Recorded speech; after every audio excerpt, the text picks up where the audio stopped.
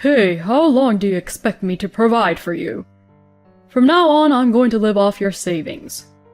Saying this, my husband Brian confirmed that he did take early retirement without telling me anything about it beforehand. Well, I've reached my limit. I won't let this person waste my savings away. Let's get a divorce. I'm going to say this because no one else was going to say this, but as soon as I said everything, my husband turned pale. You're joking, right? My name is Emily. I am a 60-year-old housewife. My husband Brian and I have been married for 40 years. I started working at a bank after graduating from high school. It was there that I met my husband. My husband is 2 years older than me, and when he graduated from college, he got a job at the bank where I worked at. And we were in the same department, so we grew closer and began to go on dates. Then, 3 months after we started going out, he proposed to me and we got married. Upon marrying Brian, I became a full-time housewife. I became a housewife because my husband asked me to stay at home and take care of the house chores. I thought I wanted to work a little more. But even so, I have no regrets about becoming a full-time housewife. As a housewife, I have spent my life thinking about how to save money and be frugal. Because of that, I was able to learn a lot of skills while putting it into practice, and I learned a lot of other things as well. And there is one more thing that made me feel happy that I stayed at home and being a full-time housewife. That is because I was able to spend a lot of time with my daughter, Maya. Ever since I gave birth to my daughter, we have spent time together as a family. I think it is especially significant that I got to be there for Maya during her childhood years. I was able to see her change and grow up bit by bit. My daughter has grown up very quickly and has become a very good girl. If she needed advice on anything, she would always turn to me, and she would often tell me about things that happened at school. She would tell me about the people she liked, and she would also tell me about the boy she was dating in high school. I think the fact that I was able to gain my daughter's trust in such a way was also a crucial part for the family. But after 40 years of marriage, it's not always all the good things that happen in our family too. One of the bad things is my relationship with my husband. My husband had always been a bit of an overbearing husband, but it got worse when my daughter went off to college and started living on her own. Hey, make coffee for me. Make sure it's drip coffee, not instant coffee. Oh, I'm sorry. We're out of coffee filters right now. What? Well, go buy some right now. Huh? And while you're at it, go buy some pastries too. Not the cheap ones from the supermarket, but the ones from the pastry store. I'm the man of this house, so you better treat me with some sincerity. My husband would always say such things to me like this and pushed his selfishness through. When our daughter lived with us, she defended me by saying things like, "Dad, you're being too unreasonable. You should take better care of Mom." So my husband wasn't being that harsh with me when my daughter was living with us. However, after my daughter started living on her own, I guess he began to lose self-control. He treated me as if I were his maid. As a housewife, I was home all the time. And when my husband came home from work or spent all day with me on weekends, I became more and more stressed. After more than 20 years of marriage, I could not take it anymore and thought about getting a divorce from Brian. So one time, I made up my mind to request Brian for a divorce. But I couldn't go through with it after all. How will you, a housewife, make a living from now on? And how are you going to pay for Maya's college tuition? She's an adult now, so there's no need for me to pay for her, and I'm not obligated to pay for her tuition either, right? What? If you're willing to pay for our daughter's tuition while also taking responsibility for your own life, then fine, we can get a divorce. I was surprised to hear my husband say such a thing. I instantly felt uneasy. I could never do that, and I couldn't let my daughter drop out of college. So I decided to give up on the divorce then. "Mom, I'm sorry. I put you through so much. It's all because of me." Oh, it's okay. Maya, honey, you didn't do anything wrong. It's my fault for not being prepared for a situation like this, so that's why I've decided that I'll work. Of course, I have to take care of the house chores, so I decided that I'll work part-time, work the hours like a full-time employee as much as possible. I see, but don't push yourself too hard, okay? Yeah, thank you, honey. And I started working at a bank teller's office. I get to work 5 days per week from 9 a.m. to 16 p.m. I can balance my work with my house chores without any major issues. My husband was against it, but I did my best to make myself go through with it. Going out into the world and working again has been quite positive for me. First of all, I can now afford to be financially comfortable, and I have more opportunities to communicate with people other than my husband, which has helped me mentally calm down. I was earning roughly $2,200 a month, but I decided to put $200 into the family budget to cover only for food expenses, use about $200 as my own allowance, and save the remaining $800. My husband made fun of me for not using much makeup on and not buying new clothes, and I didn't care and focused on saving money. Someday, I would leave my husband and become independent. When I made up my mind to do so, I was able to focus to do my best. And my daughter came home regularly and took care of me. Thanks to that, I was able to live a much easier life mentally than in the past. Then my daughter graduated from college and got a job. She started working hard as a company employee. When I see my daughter in a suit, I'm deeply moved by the fact that she has become an adult. My daughter became a respectable member of the society, and a few years after she became a company employee, she was promoted in her department. Seeing her devote herself to her work inspired me as well.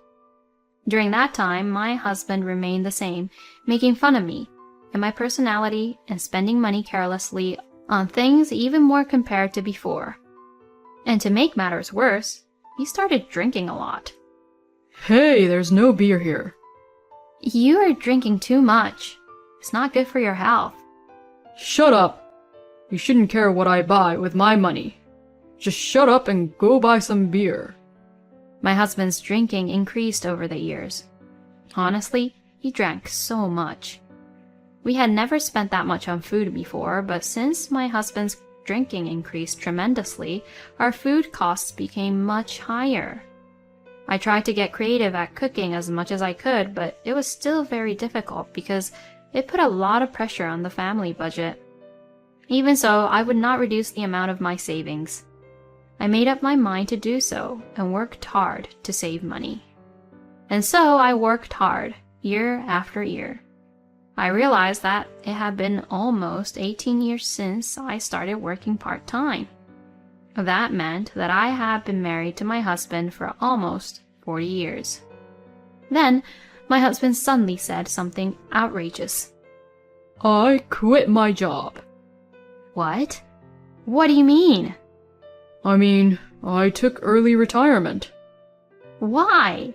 Why would you do that? My husband is only 62 years old. He has 3 years left before he can retire from his company. I can't stand the thought of my husband being home all the time so soon. When I asked him that question, to my surprise, he became grumpy. What? You don't like it? I didn't say that. I can see it on your face, you know. My husband got annoyed and started to lash out at me. Hey, how long do you expect me to provide for you? Huh? You've been living on my earnings until now. So now, it's my turn, right? I know you've saved a good amount of money from your part-time job. From now on, I'm going to live off your savings. Saying this, my husband Brian confirmed that he did take early retirement without telling me anything about it beforehand. Well, I've reached my limit. I won't let this person waste my savings away. Let's get a divorce. Huh? Divorce? I can't keep on doing this with you anymore. You're pretending to be a tragic heroine again, saying you can't stand this kind of life. You asked for a divorce quite a while ago, didn't you? But at that time you gave up, because you wouldn't know how to live on your own after we got a divorce. And that hasn't changed, has it? If we divorce now, you won't have any money for your retirement.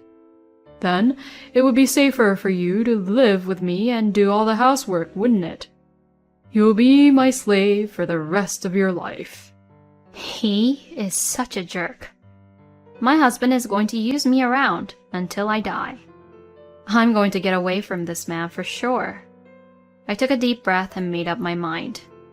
Then I took out the divorce papers from the drawer and confronted my husband. My feelings have not changed.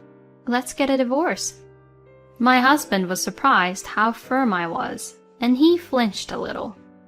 Are you serious? If you divorce me, you will be much poorer than you are now, you know? That won't happen. Huh? I'm going to tell you because no one else will.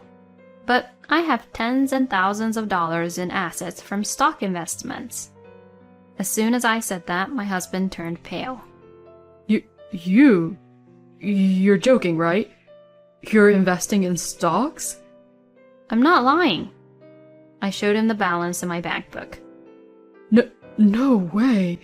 You really do have tens and thousands of dollars. My husband was at a loss of words that I had far more assets than he did. So now you know, I have no trouble leaving you. You, on the other hand, would be in trouble because you wouldn't have anyone to do the housework without me. Well, then I'm not divorcing you. You're going to stay married to me for the rest of your life. I knew that's what Brian would say, but I had taken measures for when this was going to happen. I'm sorry, but I'm definitely going to divorce you, so you'll have to give up. I have recorded and kept a diary of every horrible things you've ever done, and every rude, terrible things that you've said to me. I have given them all to my lawyer. My lawyer said I can get a divorce on the grounds of harassment, and I can claim for compensation. Huh? Compensation? Now wait a minute. You've got to be kidding me.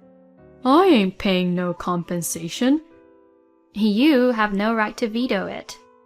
No matter how much you scream or shout and make a fuss, divorce and compensation are absolute. Shut up. You're my slave. Don't disobey your master. My husband was yelling at me like that, but I didn't care and started packing up my stuff. I'm getting out of here anyway. Let's discuss divorce through our lawyers. My husband was trembling with anger, but he couldn't move from the spot and just glared at me because he couldn't handle what was happening right in front of his eyes. I then grabbed my stuff and immediately went to my daughter's house. My daughter had been married once, but divorced due to her ex-husband's affair, and was now working as a single mother, raising a cute little boy. Maya was a career woman, and she was making a lot of money, so she had plenty of rooms, and she had no problem at all with me moving in. I had told my daughter for some time that I was thinking of getting a divorce, and she had helped me with a lot of things. My daughter also taught me how to invest in stocks about 10 years ago as well. Without my daughter, I would not have been able to acquire so many assets. About a week later, I decided to talk to my husband about divorce and compensation with my lawyer. The discussion proceeded at a cafe near the house, where I used to live with Brian. My husband easily agreed to the divorce. For some reason, he was even full of smiles. I was relieved that he agreed to the divorce and signed the divorce papers. Now I am able to completely cut ties with this man. However, my husband said this with a victorious look on his face. I'll pay you compensation too. But as a married couple, we have to divide our assets, so I'm entitled to half of the assets you've saved. I know you thought you beat me, but I'm sorry. The money you worked so hard to save is half mine. My husband laughed so hard, and to this I couldn't help but laugh out loud. What the? What are you laughing at?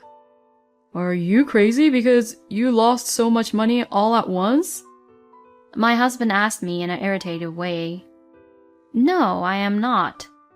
It was about 20 years ago, so you must have forgotten. Don't you remember when I initiated the divorce a long time ago? And? I promised you that if I ever asked for a divorce again, there would be no division of property. We even notarized it and made it clear that in the event of a divorce, we would have no claim to each other's property. As long as I have this, I don't have to give you any of my savings when we divorce. No way! My husband's face suddenly turned pale. Well, in exchange, I can't get half of your retirement money either. But I'm glad we have this deed, because if we had divided the property, I would have clearly lost more than you. And thank you for signing the divorce papers. Like this, we are complete strangers now. Now you can forget about me and go on with your life. Oh, and since you're the one in trouble, I'll pay for the coffee here. Please, take your time. With that, I left the cafe with my lawyer, leaving my husband in a state of shock. The moment we left the cafe, I felt very refreshed, knowing that this was all over. When I returned home, Maya said, "Good job," to me, after seeing how refreshed I was with smiles on my face. Now you're free, Mom. Shall we go out to a restaurant to celebrate? That sounds good. We went to an Italian restaurant with my daughter and grandson to celebrate. After that, I continued to work part-time, as usual, at a bank teller's office, while continuing to manage my assets in stocks. This way, I don't have to worry about my retirement at all, and I will be able to leave my assets to my daughter and my grandson. And as for my ex-husband, according to what I heard from his relatives, his addiction to drinks got worse and worse, and he drank a lot every single day, which destroyed his health in the end. He is now forced to spend time in hospital, and his savings are disappearing quickly due to getting treatments and going to rehabs at the hospital. My ex-husband, who never saved any money in the first place, only has retirement money. But that retirement money is also decreasing rapidly. So, it is no longer enough to cover his future lifestyle, apparently. Well, it's none of my business anymore, and he got what he deserves. In comparison to my ex-husband, I'm going to spend happy, peaceful times with my daughter and my grandson while living a nice life. Emily's husband is crazy if he thinks that his wife is his slave. I think Emily has done a great job in a really difficult situation. From now on, I hope you will live happily in old age, surrounded by your wonderful family. Thank you for watching until the end. Please subscribe to our channel. See you in the next video.